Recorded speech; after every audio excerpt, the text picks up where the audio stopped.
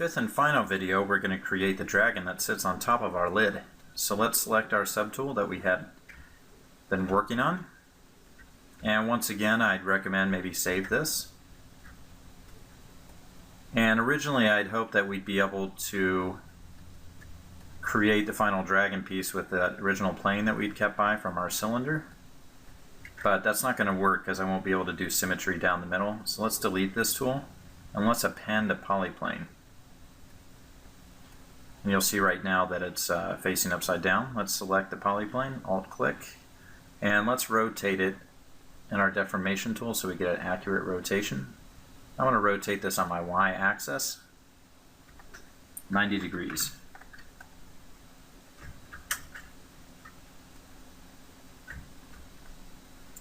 We'll see it in a minute when I unhide my other tools. There we go. So let's go ahead and move this up a bit, and I want to do it accurately again, so I'm going to just use my deformation tool to offset this on the Z. And let's scale this up because we're going to once again use panel loops to make our shape, so we need to have something big enough that we can draw our dragon on top of it. So I'm going to just do my size here.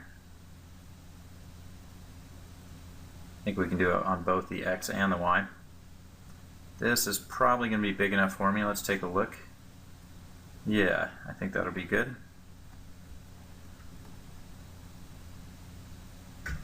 So let's go ahead and line this up with our dragon that we were just looking at in the see-through mode to get about the same scale.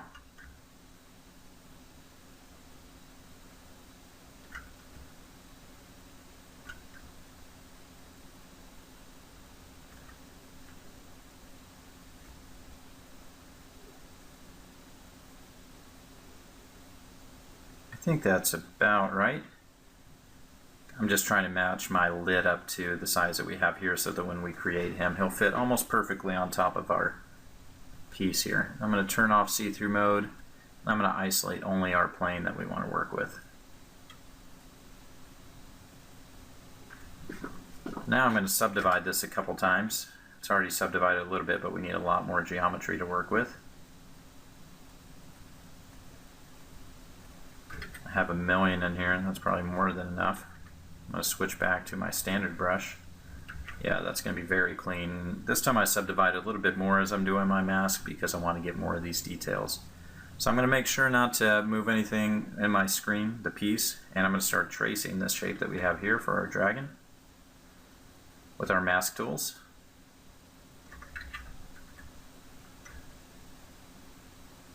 We're just going to make the general shape of our dragon with whichever methods that you prefer. I like to just use this mask tool. The mask pen, just a standard one, works pretty well.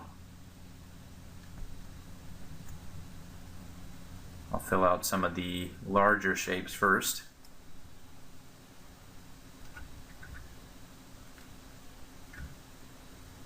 And then start making some more of the detailed areas.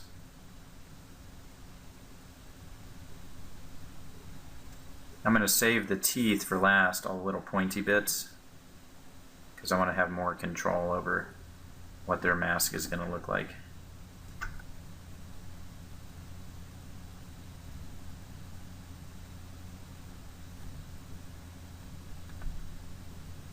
And you guys can make whatever you want. If you want to follow along with this tutorial and just trace what I've got, you can make this dragon.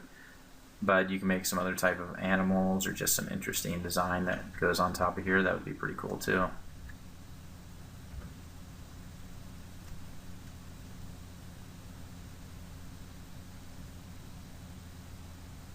I think for the remainder, I just want to make sure the stuff is filling in nice. I'm just going to turn off the see-through mode and wing it for the rest of it.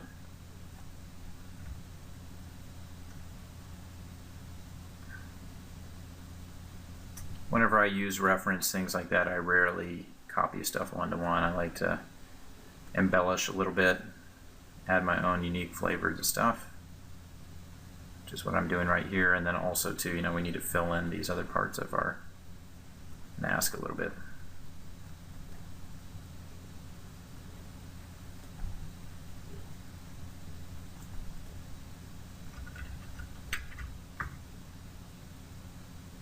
even give him a tongue if you want.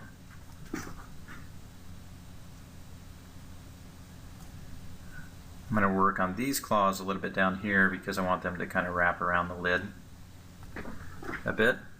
And let's go ahead and give him some back ridges.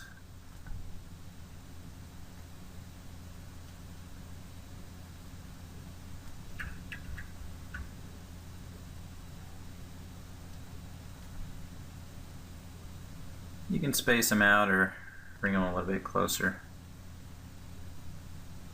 Make them a little bit taller, however you want to do it.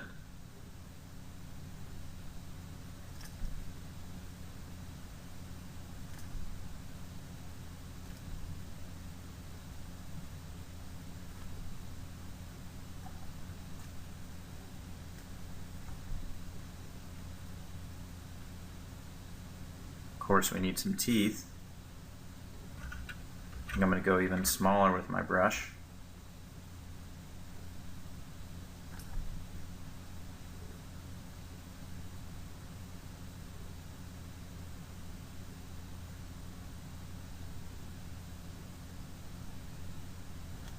I'm going to give him a tongue.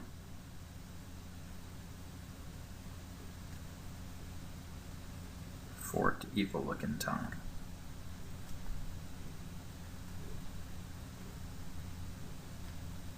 Make his claws a little bit sharper.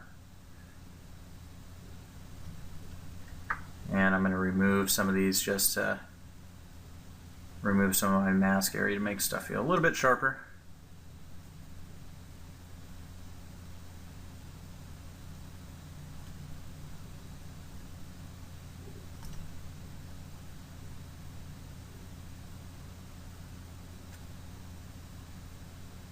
For once we create our panel loops, we get it nice and sharp. This horn, we can give a nice sharp horn. I'm going to give a little more space between my claws right here too. Some of these, if you go too thin, you know, whenever you bevel, you probably need to keep your bevel pretty small so that it doesn't collapse in on itself with the panel loops.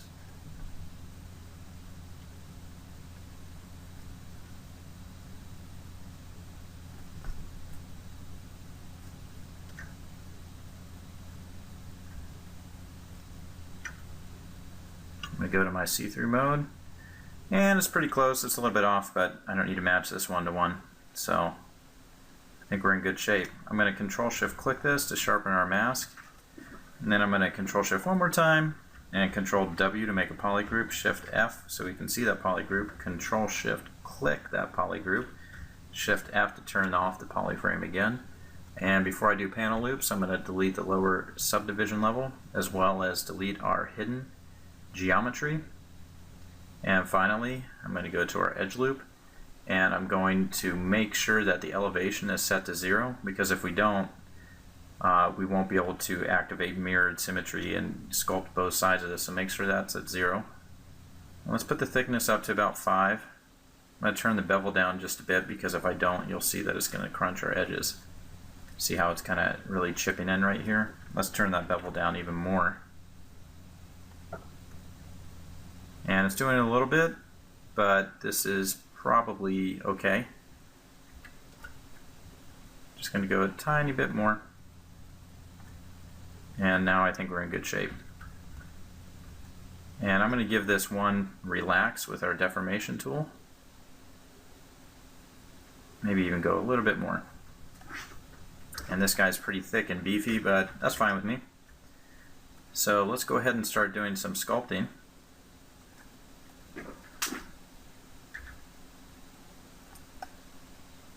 You can see that it's just doing one side, so let's activate symmetry again.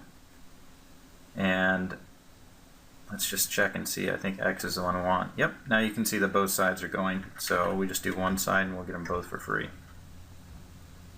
Got some funny stuff happening down here, but that's okay, don't worry about it. So looking at our base mesh, it looks like we have a little ridge here, and then we got an eye socket, the teeth are set in a little bit, this kind of stuff. So I'm going to kind of just mimic those right now. But I'm not going to worry about doing it 100% and trace it. I'm going to be a little bit more freeform. I'm going to turn down my Z intensity a bit, but I do want to give him kind of just a nice tubey thickness.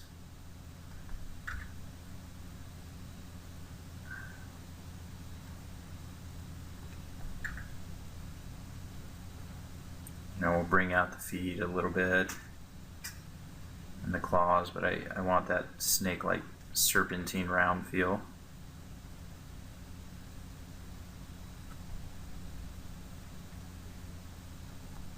Bring out the snout just a bit.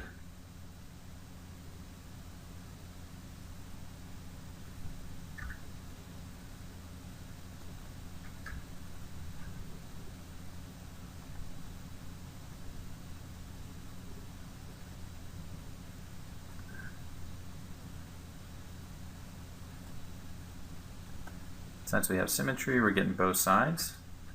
Let's just start adding some small details in here. I'm going to use the damn standard brush.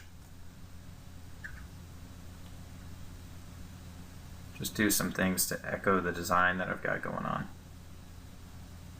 You can kind of do whatever you guys want.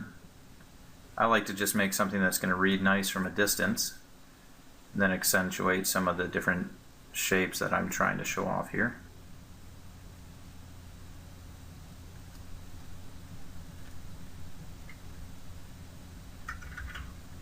I'm going to switch back to my standard for a minute and give some additional ridges onto these pieces. That kind of connect up nicely from here, just for, you know, a little extra touch. We're on the final details now. We want this dragon to look cool. And the organic part's a little more fun. This is a little bit more like character modeling.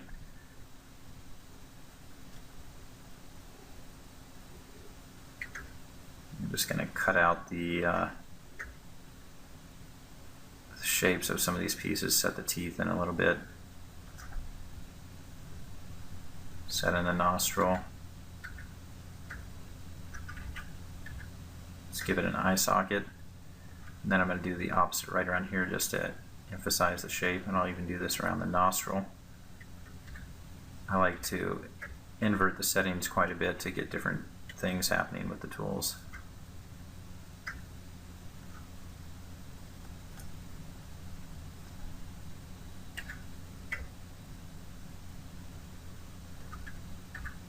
Inflate brush might be a good one for making the eyeball. Now let's try the standard. That might be a little better.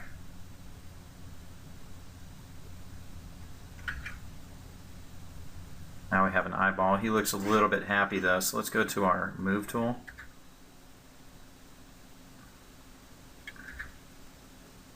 There we go. Now he's a little bit more aggressive.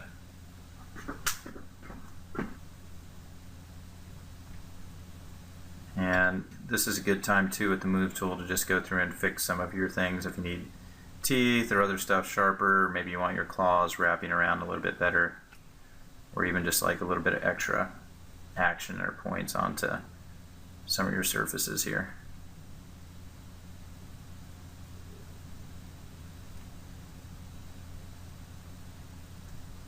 You can do all that.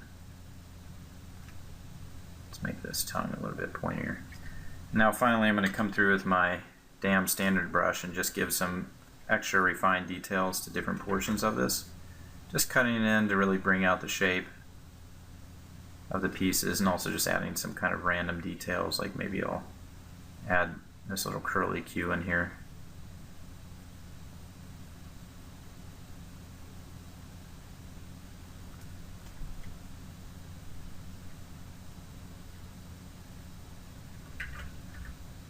I'm going to switch back to my standard brush, just make a couple little divots here so you can feel like there's a bone ridge line between the spikes on his back.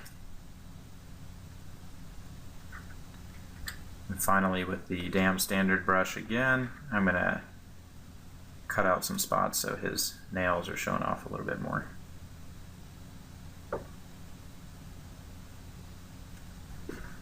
Let's take a look at the front view, see if we need to cut in some things a little bit here, just to make them read a little better. We definitely want to pinch some stuff because these aren't feeling super sharp.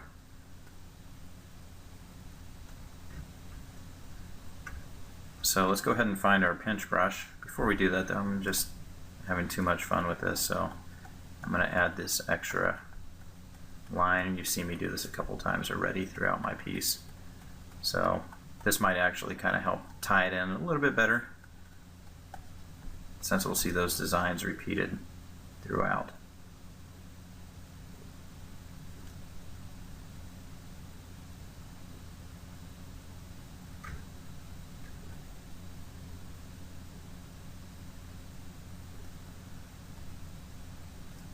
Alright, let's go to our brush mode. I'm going to press P to find our pinch tool, which is right here.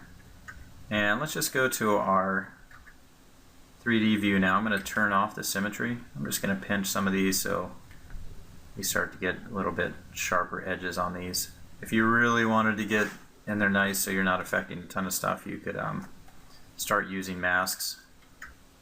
I think that's what I did so that I could really pull in just the pieces that I wanted, but I don't think we need to worry about that too much. So I think he looks pretty good. Let's go ahead and show our lid. He's sinking in here a little bit, so let's go ahead and use our transpose tool to move him. I'm going to press W and shift drag this out. And now he's sitting kind of nicely on top. But I want his little claw down here to be connecting. So I'm going to use our masking tool. I'm going to switch to lasso. Let's switch to our move tool. I'm going to invert this, control click to just blend this a bit, sorry, I guess soften the mask. And let's switch to our transpose tool again, but from right here. I'm going to just kind of draw this out.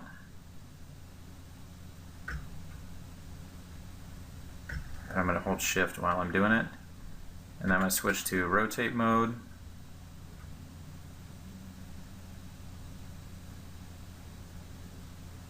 And now we can just get this down nice and snug against this. I'm going to go into move mode and just pull it out a bit so we don't get pinching on the side. But now it looks like he's kind of clinging to the side with his claw. So let's clear that mask. And let's fix up a little bit of this stuff up here using the move tool. You know, we've lost a little bit of our ridges. So if you want to pull them back, you can. Or if you want to play with these shapes a bit more, you can totally do that too. This bottom claw, I'm not too worried about that being in the center, but I think this looks pretty good. Let's pull this tail just a little bit further back. Cool. So we have him connected to the side. Let's duplicate him a couple times. I think in my personal piece I only had him on there twice, but let's have a little more fun and duplicate him all the way around this 6 times. So first off, I'm just going to Control Shift D once, which duplicates it, and once again we want to do that perfect rotation using our deformation tools. So make sure it's on the Z axis, click on that rotate. You really have to finesse this. As you can see, I'm not having the best luck. So you know what, let's not worry about the perfect finesse time. Let's just use our slider this time and eyeball it. I'm going to Control Shift D again, rotate. Control Shift D, rotate.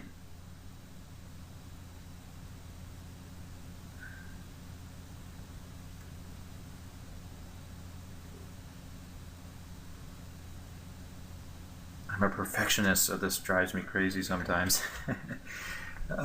So Control Shift D again, and let's rotate that one more time.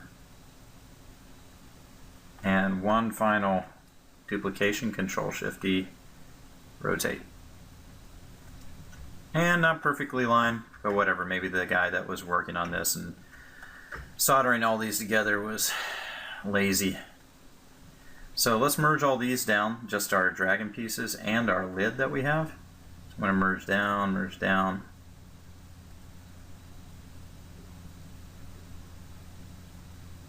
Merge down again, so now we have our dragons and our lid all together. And this is pretty cool. We're just barely doing any work, and it looks like we've done tons of work. So let's Dynamesh this one time because we want to get these connected in between, because otherwise, you know, we can't do that nice welding. So I think Dynamesh is already active. Let's just check. Deformation. Sorry. geometry.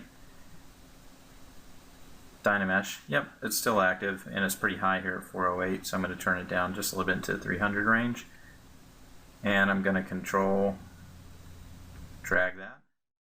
Yep, everything's connected nicely.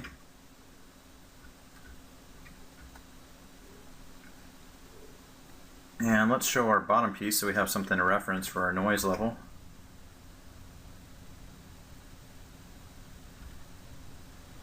And I'm going to store a morph target again for our top piece. Morph target is now stored. Let's go to surface mode, noise, and I'm going to turn up the scale. That looks like it'll probably be about the right scale. Let's just play with this a bit so we get some kind of cool settings here. That looks interesting. I'm going to press OK to put that on my piece. Apply to mesh. You got to be careful because sometimes you go too strong, you're going to get this happen once you apply to mesh. So let's undo that. Let's go back to our surface. Let's edit that. Let's turn our scale down. And play with these settings just a bit more. Now let's try that. That feels a little better. Let's apply to mesh. There, that's not as bad. So it's still a little bit chunky and I really want to show off those dragons. So I'm going to go to our morph brush, B, and we still have the morph up here on the top, I believe. There it is. And you know, if you did the quick thing, you can see that it's all smoothed out. I want to do this sort of over everything, so let's do our radial symmetry again. Activate symmetry. It's on R and it's already on Z, but we want to turn it up to maybe 6, since we got 6 sides. And now we can use that morph brush and just kind of go everything really quick, because I want my dragons to look cool. So I'm going to give them a little bit of loving to bring them back to the original shape they were. And I think I'll keep it kind of noisy through different portions of the lid because I like that soldered feel.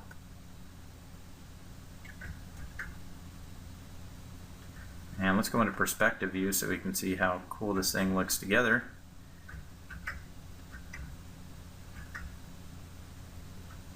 Let's do a BPR render. And there you have it. We have a lantern all together. So I hope you guys enjoyed this video series, and I hope that you learned some valuable techniques and see the strength of the panel loops features as well as the see-through mode. And also too, I would love to see the work that you guys do. So if you make your own lanterns, please feel free to go to my Unmystified posting on ZBrush Central. Just type that in the search area again. And my username is Bokachan1000. If you'd like to email me for any additional questions or send me images of what you've done, I'd love to see them. So that's bokachan1000@gmail.com. Or feel free just to post into my ZBrush post for Unmystified. You can send your images in there. It'd be cool to see all those together. And that's about it. Thank you guys for watching. And once again, my name is Seth Thompson. And that's all I have to show you today. Happy ZBrushing!